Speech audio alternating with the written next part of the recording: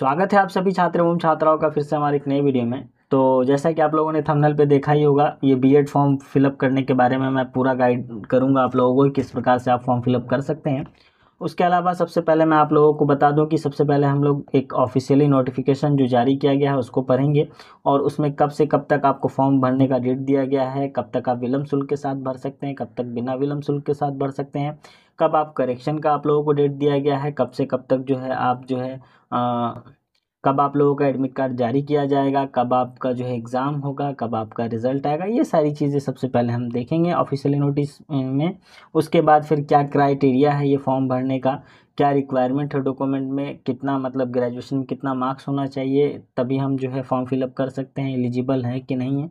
ये सारी जानकारी आपको इस वीडियो के माध्यम से प्राप्त होगी। तो सबसे पहले आप आ जाएंगे गूगल पे, क्रोम आप अपने फ़ोन में अगर कर रहे हैं अप्लाई तो आप फ़ोन में क्रोम पर गूगल पे आ जाएंगे, या फिर आप कंप्यूटर में कर रहे हैं तो आप गूगल पे आ जाएंगे, जैसा कि मैं गूगल पे हूँ। तो सबसे पहले आप यहाँ लिख सकते हैं सिंपली, अगर ऑफिशियली वेबसाइट की बात करूँ तो वो भी आप लिख सकते हैं, परंतु मैं आपको एक सिंपल सा साधारण सा तरीका बता रहा हूँ। आप लिख लेंगे बिहार बीएड एंट्रेंस एग्ज़ाम 2025, आप ये लिखेंगे। जैसे ही आप ये लिख के एंटर करेंगे आपके सामने कुछ ऐसा इंटरफेस आएगा।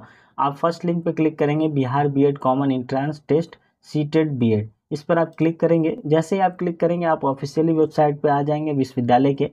यहाँ आने के बाद आपको स्क्रॉल करना है, थोड़ा स्क्रॉल करने के बाद आप जब नीचे आएंगे तो ये नोटिफिकेशन है उससे रिलेटेड, ऑफिशियली नोटिस बीएड से रिलेटेड जो है, नामांकन से रिलेटेड है ना।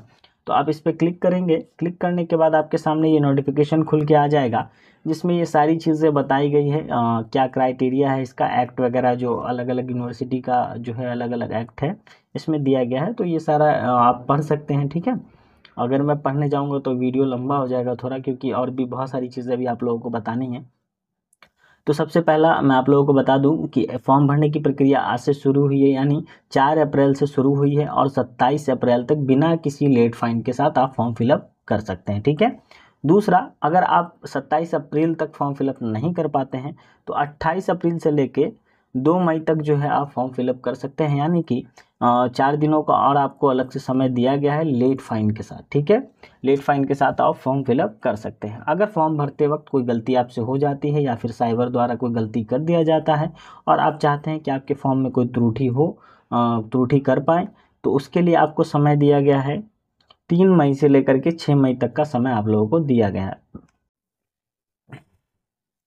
उसके अलावा date of issue admit card, यानी आप लोगों के जो एडमिट कार्ड है वो 18/5/2025 को जारी कर दिया जाएगा। आप लोगों के आप लोगों का एग्ज़ाम डेट जो है 24/5/2025, यानी 24 तारीख को आप लोगों की 24 तारीख 5वां महीना में आप लोगों की परीक्षा हो जाएगी। उसके अलावा रिज़ल्ट जो है नेक्स्ट मंथ 10 तारीख को ही जारी कर दिया जाएगा, यानी कि जून में, ठीक है। तो ये ऑफिशियली नोटिस हम लोगों ने पढ़ लिया। अब बात कर लेते हैं कि इसमें ग्रेजुएशन में कितना प्रतिशत चाहिए इसको फॉर्म फिलअप करने के लिए हम एलिजिबल होते हैं। सबसे पहली बात मैं आप लोगों को बता दूं कि 50% से अगर आपका परसेंटेज नीचे है तो आप फॉर्म फिलअप नहीं कर पाएंगे, उसके लिए आप एलिजिबल नहीं होंगे। अगर 50% से ऊपर है तो आप फॉर्म फिलअप आसानी से कर सकते हैं, ठीक है। और रही बात फ़ी की, तो अनरिजर्व को 1000 लगेगा, और ईबीसी और एक और कैटेगरी आता है जिनको जो है 750 रुपये लगेंगे। और तीन तीन कैटेगरी में बांटा गया है पेमेंट को, तो मैं आप लोगों को वो लास्ट में बता दूंगा।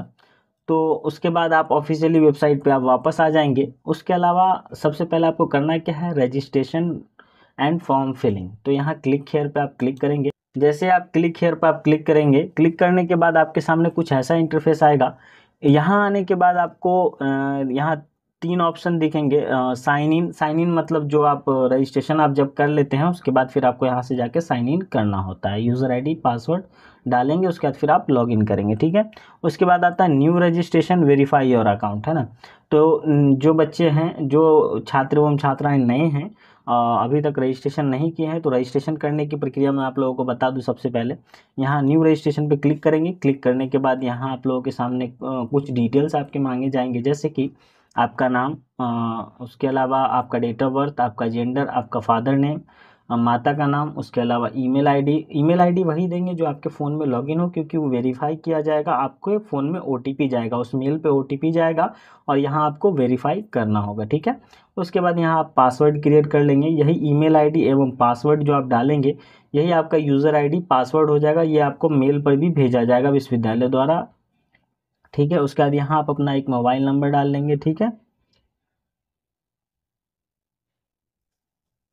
यहाँ आप अपना मोबाइल नंबर डालेंगे, मोबाइल नंबर डालने के बाद यहाँ आप कैप्चर डालेंगे, कैप्चर डालने के बाद आप जो है रजिस्टर कर लेंगे। यहाँ देख पा रहे होंगे मेल सेंड ओटीपी दिख रहा होगा, तो इसका मतलब है कि आपको वेरीफाई करना होगा, ठीक है। उसके बाद यहाँ सबमिट आप जैसे ही करेंगे तो आपके मेल पे एक यूज़र आईडी और पासवर्ड आ जाएगा, जो कि आपका ईमेल आईडी और जो आपने पासवर्ड क्रिएट किया है वही आएगा, तो उसके माध्यम से आप लॉगिन कर सकते हैं। तो लॉगिन करने के लिए आपको साइन इन पे जाना है। साइन इन पे जाने के बाद आप अपना जो है ईमेल आईडी जो आपने यहाँ फिलअप किया था वो ईमेल आईडी डालेंगे। उसके बाद आप अपना पासवर्ड लिखेंगे, जो पासवर्ड है आपका।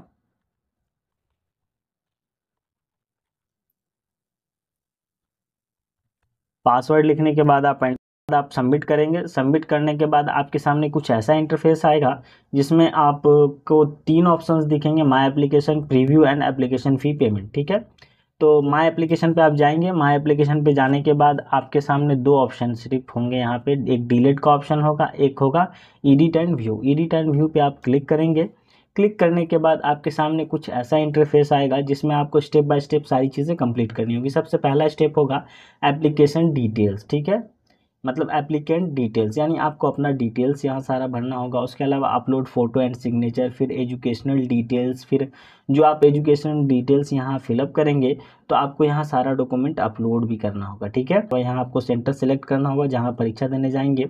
उसके अलावा प्रीव्यू आपके सामने आ जाएगा, फिर आपको पेमेंट करना है, पेमेंट करने के बाद आप प्रिंट आउट निकाल लेंगे, ठीक है।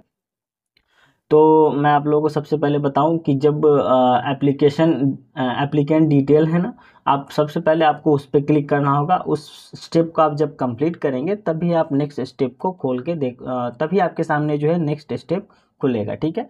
तो एप्लीकेशन डिटेल्स पे आप जैसे ही क्लिक करेंगे, क्लिक करने के बाद आपके सामने सारी चीज़ें आ जाएंगी जो आपने रजिस्ट्रेशन के टाइम में दिया था।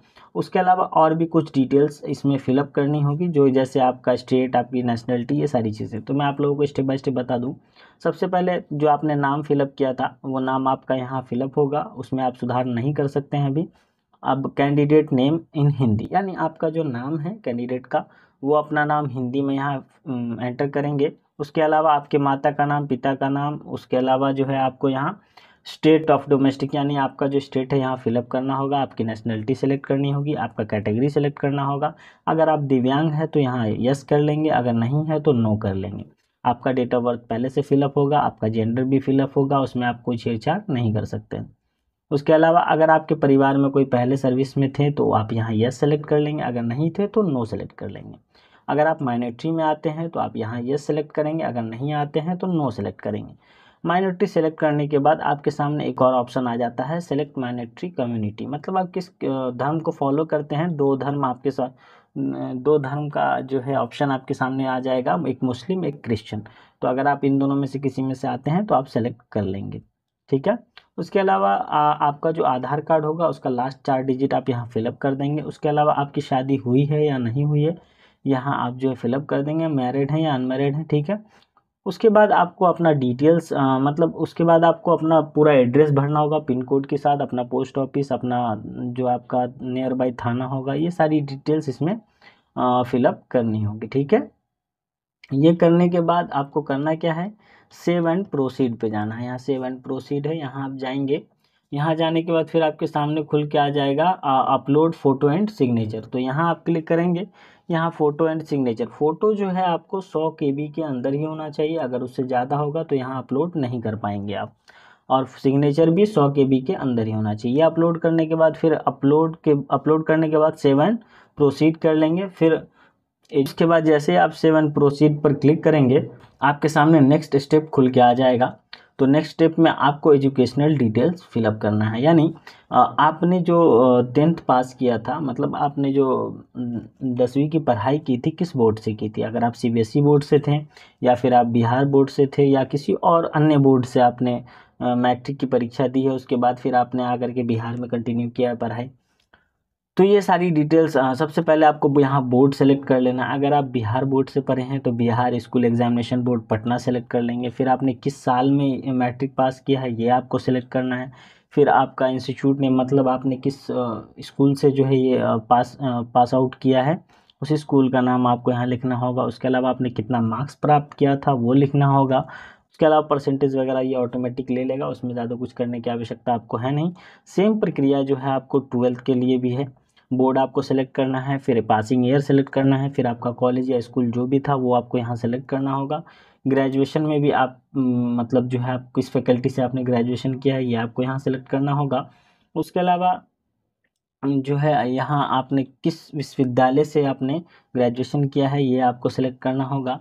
फिर आपका जो पासिंग ईयर क्या है, कब आपने ग्रेजुएशन कंप्लीट किया था, ये सारी डिटेल्स उसी प्रकार से जिस प्रकार से आपने पहले भरा था। और पीजी से रिलेटेड भी वही है, मतलब जो है किस फैकल्टी से आपने जो है पीजी किया है पोस्ट ग्रेजुएशन वो सिलेक्ट कर लेंगे। उसके अलावा आपको सारी डिटेल्स आपको फिलअप कर लेनी है। तो मैं इससे आगे आप लोगों को यही बता सकता हूँ कि ये स्टेप आप जैसे फिलअप कर लेंगे तो आपको फिर नेक्स्ट स्टेप में ये सारी डॉक्यूमेंट्स जो आपने यहाँ फिलअप किया है उसको यहाँ अपलोड करना होगा, अपलोड डॉक्यूमेंट यानी।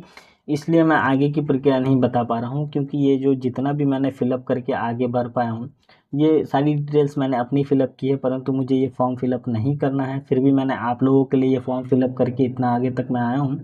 बट मेरे पास अब डॉक्यूमेंट नहीं है सारे जो मैं अपलोड करूं या सारी डिटेल्स यहाँ फिलअप करूं। तो मैं आप लोगों को बता दूं, सिंपली आप लोगों को जो है यहाँ डॉक्यूमेंट अपलोड कर देना है ये डिटेल्स फिलअप करने के बाद। फिर एग्जामिनेशन सेंटर आपको सेलेक्ट करना होगा जहाँ परीक्षा देने जाएंगे। फिर प्रीव्यू आपके सामने आएगा और आप पेमेंट कर देंगे, आपका प्रिंट आउट निकल जाएगा।